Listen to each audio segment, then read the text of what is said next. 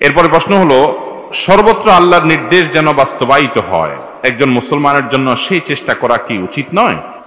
শুধু উচিত না, সর্বত্র আমার নিজের মধ্যে, আমার পরিবারের মধ্যে, আমার সমাজে, আমার রাষ্ট্রে, আমার অফিসে, আমার আদালতে, আমার সব জায়গায় আল্লাহর আদেশ নিষেধ যেন বাস্তবায়ন হয়, আল্লাহর আইন যেন প্রতিষ্ঠিত হয়। এটা প্রত্যেক ইমানদারের মধ্যে আকাঙ্ক্ষা থাকাটা আবশ্যক, জরুরি, শুধু উচিত অনুচিতের ব্যাপার না। যদি কোনো ইমানদার মনে করে যে না, আল্লাহর বিধিবিধান এই যুগে চলে না, সেকুলার এই জীবন যাপনই আমাদের জন্য ভালো, তাহলে তার ইমানই থাকবে না, তার ইমানই থাকবে, সে বেঈমান হয়ে যাবে। এই জন্য প্রত্যেক ইমানদার জীবনের সর্বস্তরে, ব্যক্তি থেকে নিয়ে রাষ্ট্র, আন্তর্জাতিক পরিমণ্ডল পর্যন্ত সর্বস্তরে যেন আল্লাহর দ্বীন দুনিয়াতে গালিব হয়, বিজয়ী হয়, জয়ী হয়, প্রতিষ্ঠিত হয়, সে আকাঙ্ক্ষা, সে চেষ্টা, সে তামান্না এবং সেই লক্ষ্যে কাজ করার প্রবণতা এবং প্রচেষ্টা তার মধ্যে থাকতেই হবে। এটা না থাকলে সে নিজেকে ইমানদার দাবি করতে পারে না। সৎ কাজের আদেশ এবং অন্যায় অসৎ কাজ হলে, আল্লাহ বিরোধী কাজ হলে সেটাতে বাধা দেওয়ার চেষ্টা ইমানদারের মধ্যে থাকতে হবে।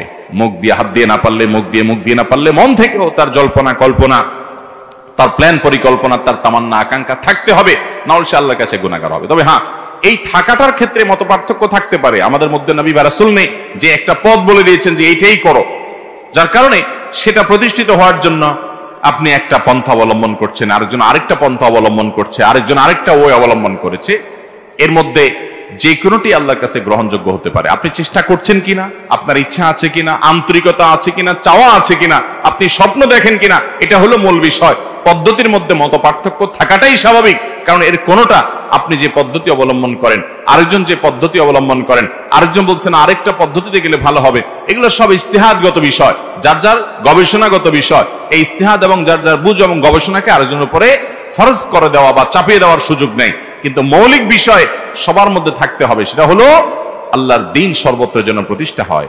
একজন ইমানদারের সে আকাঙ্ক্ষা যদি না থাকে, সে যদি মনে করে না ব্যক্তি জীবনে ইসলাম চলার জিনিস, ইসলাম রাষ্ট্রীয় জীবনে, সামাজিক জীবনে সর্বত্র প্রতিষ্ঠিত হওয়ার জিনিস না, এরকম যদি চিন্তা করে, তাহলে সে মুসলমান না, তার ইমানই থাকবে না।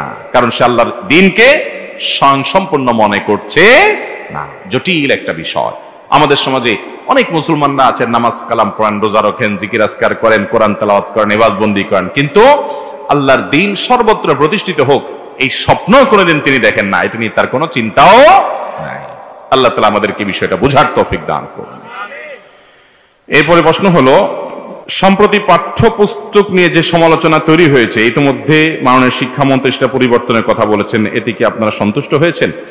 আলহামদুলিল্লাহ, এ বিষয়ে আমরা এর আগে কথা বলেছি এবং ক্লাস 6 এবং 7 এর বইয়ে কিছু অসঙ্গতি, কিছু ত্রুটি, এগুলো আমরা তুলে ধরেছি। তো সেগুলো আলহামদুলিল্লাহ সরকার সর্বোচ্চ মহলে আমলে নেওয়া হয়েছে এবং ইতিমধ্যে কমিটি করে তদন্ত করে এটার জন্য উদ্যোগ নেওয়া হচ্ছে সংশোধনের। এটা প্রশংসার দাবিদার। আমরা এই উদ্যোগকে প্রশংসা করি এবং সাধুবাদ জানাই। আলহামদুলিল্লাহ, যথোপযুক্ত উদ্যোগ এবং সময়োচিত সিদ্ধান্ত নেওয়া হয়েছে, খুবই ভালো।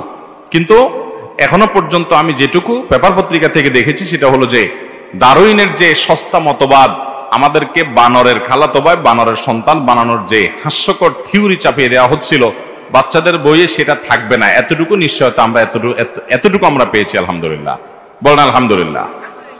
এটাও কম অর্জন না। কিন্তু পর্দাকে তাচ্ছিল্য করে যে 5টা গল্প লেখা হয়েছে এবং মুসলিম শাসকদেরকে যে ছোট করা হয়েছে বইয়ে, এই 2টা মোটা দাগের বিষয়, এগুলোর কারেকশন এবং সংশোধনী যেমন আনতে হবে, শরীফার গল্পের মাধ্যমে ট্রান্সজেন্ডার এটাকে প্রতিষ্ঠিত করতে গিয়ে আমাদের সন্তানদেরকে যে সমকামিতার দিকে নিয়ে যাওয়া হচ্ছে সূক্ষ্মভাবে, এই 3টা বিষয়কে বিশেষ করে অবশ্যই গুরুত্বের সাথে আমলে নিতে হবে। এবং এই জাতীয় আরো যে সমস্ত অসঙ্গতি আছে, আপনারা জানেন তথ্যগত ভুল আছে, সেখানে বঙ্গবন্ধুর বাবার নাম পর্যন্ত ভুল লেখা হয়েছে এবং আরো অনেকগুলো অসঙ্গতি, অনেক ত্রুটি আছে, সে সবগুলো তো সংশোধন করবেই। সুনির্দিষ্ট করে উলামা ইকরামের তরফ থেকে আপনার এই যে 5টি গল্প পর্দাকে তাচ্ছিল্য করার জন্য অবরোধ বাসনি থেকে আনা হয়েছে, এগুলোকে রিমুভ করতে হবে। এবং এই বিষয়টা এত স্পর্শকাতর যে এই বিষয়ে উলামা ইকরামের চুপ থাকার কোনো সুযোগ নাই, হৃৎপিণ্ডে হাত দেওয়ার মতো।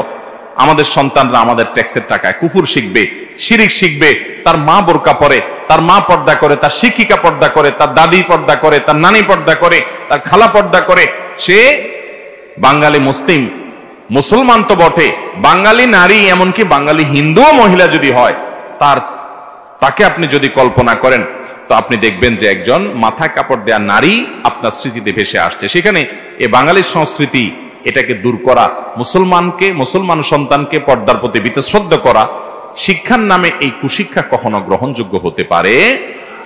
আমরা আশা করব যে ডারউইনের মতবাদের এই তথ্যটা, এই থিওরিটা, এটা যেরকম বাচ্চাদের বই থেকে বাদ দেওয়ার সিদ্ধান্ত নেওয়া হয়েছে, আমরা প্রশংসা করি, আমরা সাধুবাদ জানাই যারা এর জন্য সিদ্ধান্ত গ্রহণ করেছেন। আল্লাহ তাআলা তাদেরকে আজর আজিম দান করুক, হেদায়েতের দৌলত দান করুক। কিন্তু সেই সাথে ওই যে পর্দাকে তাচ্ছিল্য করে গল্পগুলো এবং শরীফার গল্প এবং মুসলিম শাসকদেরকে ভিলেন বানানোর যে চক্রান্ত, এবং মন্দিরের ছবি, অর্ধলঙ্গ আপনার প্রতিমার ছবি দিয়ে ভরে ফেলা, আবার আনুপাতিক হারে সংখ্যাগরিষ্ঠ মুসলমানদের এই দেশে মসজিদের ছবি ইত্যাদি কম দেওয়া সহ আরো যে সমস্ত আপনার বিকৃতি, যে সমস্ত বিভ্রাট বইয়ে আছে, চক্রান্ত এই বইয়ে আছে, সেগুলো সবগুলো দূর করা হোক। আলহামদুলিল্লাহ, আমাদের এই দেশের মানুষ ধর্মপ্রাণ, হিন্দুরা তাদের ধর্ম পালন করে, মুসলমানরা তাদের ধর্ম পালন করে এবং শান্তিপূর্ণ সহাবস্থানে বিশ্বাস করে। যারা পাঠ্যপুস্তক প্রণয়নের সময় ইচ্ছাপূর্বক ভাবে এই সমস্ত ধর্ম বিদ্বেষী, এগুলো সকল ধর্মের উপরে আঘাত, ধর্ম বিদ্বেষী এই সমস্ত উদ্যোগ গ্রহণ করেছে, তারা এই দেশের শত্রু, এদেশের মানুষের শত্রু।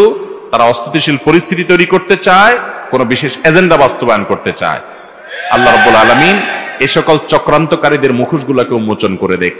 সরকারের সর্বোচ্চ মহল তাদেরকে বের করে শাস্তির আওতায় আনবে আমাদের বিশ্বাস। কিন্তু ডারউইনের মতবাদ যেটা বাদ দেওয়া হয়েছে, আমরা অন্তঃস্থল থেকে সাধুবাদ জানাই, শুকরিয়া জানাই, সরকারের সময়োচিত সিদ্ধান্ত নিয়েছে, কিন্তু বাকিগুলোরও ব্যবস্থা নিতে হবে।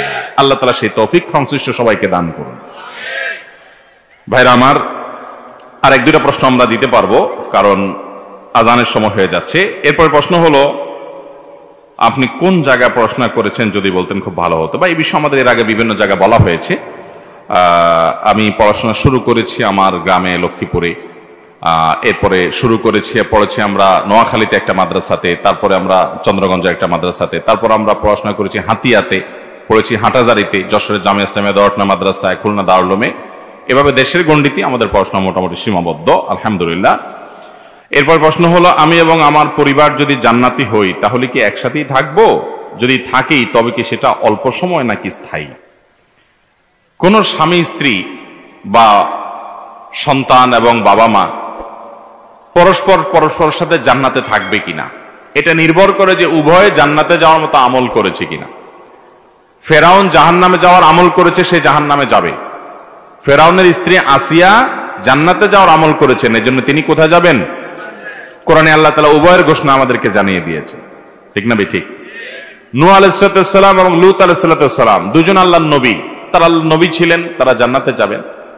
তাদের স্ত্রী তাদের প্রতি ঈমান আনে নাই, তারা জাহান্নামে যাবে।